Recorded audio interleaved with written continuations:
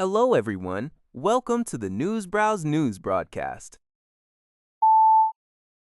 City News Everywhere reports that Toronto bars are expressing significant frustration over what they describe as FIFA's ridiculous trademark rules ahead of the upcoming World Cup.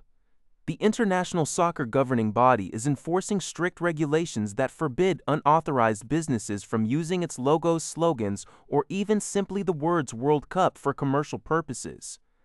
Bar owners like Graham Huddy of Scotland Yard Pub feel these rules are redundant, forcing them to use creative euphemisms such as World Soccer Event to advertise watch parties. This situation is particularly challenging for local establishments looking to capitalize on the excitement of the tournament. Councillor Josh Matlow has also voiced his concern, calling FIFA's enforcement a draconian rule and noting that Toronto's own bylaw officers will be acting as the enforcement team. The article highlights a past incident in 2006 where Café Diplomatic faced copyright infringement issues after extensively branding for an Italy semi-final match. With the Earth Chalice set to begin on June 12th, bars across the city are preparing for a busy period despite these branding restrictions.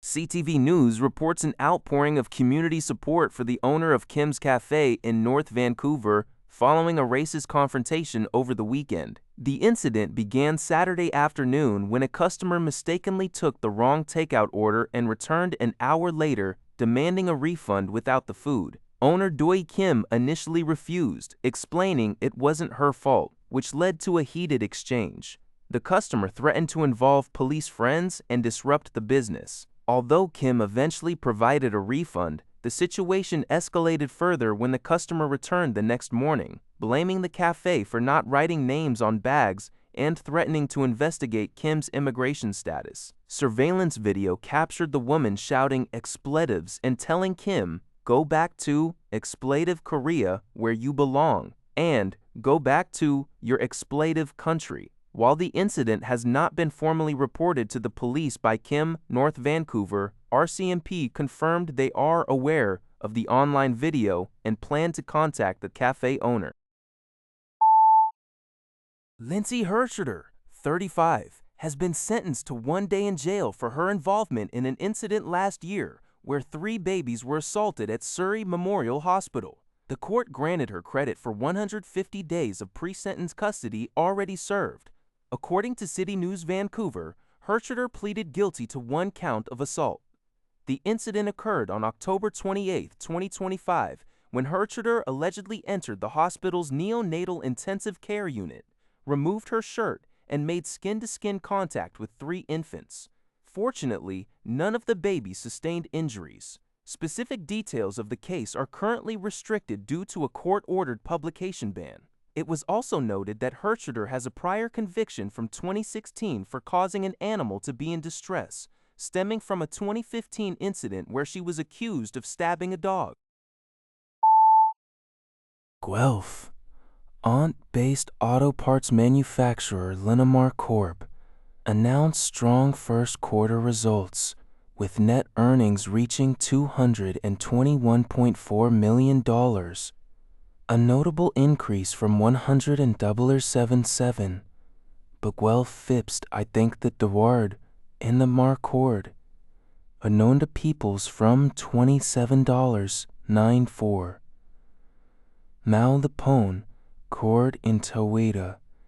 The company's sales for the 3 months ended March 31 totaled $2.94 billion, rising from $2.53 billion year over year.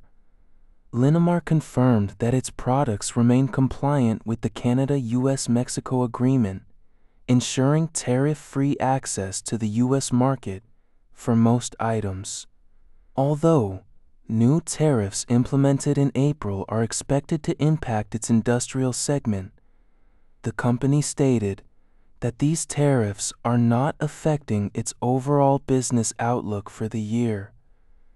Last month, Linamar reaffirmed its full year 2026 guidance despite the U.S. imposing a 25% levy on products primarily made of steel, aluminum, or copper.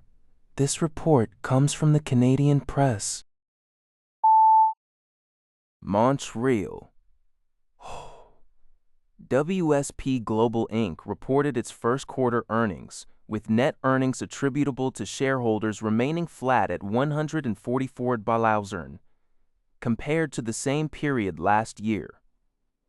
Per-share earnings, however, saw a slight decrease, coming in at $1.07, down from $1.10 in the previous year. According to the Canadian press, the Montreal-based engineering firm experienced a rise in revenue, reaching $4.55 billion during the quarter, an increase from $4.39 billion year over year.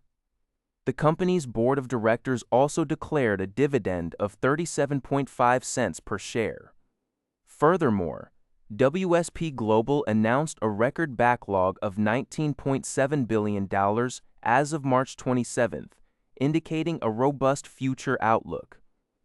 Alexandre Leroux, president and CEO of WSP, emphasized that the strong backlog and active pipeline demonstrate the resilience and global diversification of the company's business operations.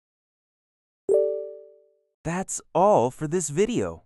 Thank you for watching. See you in the next video.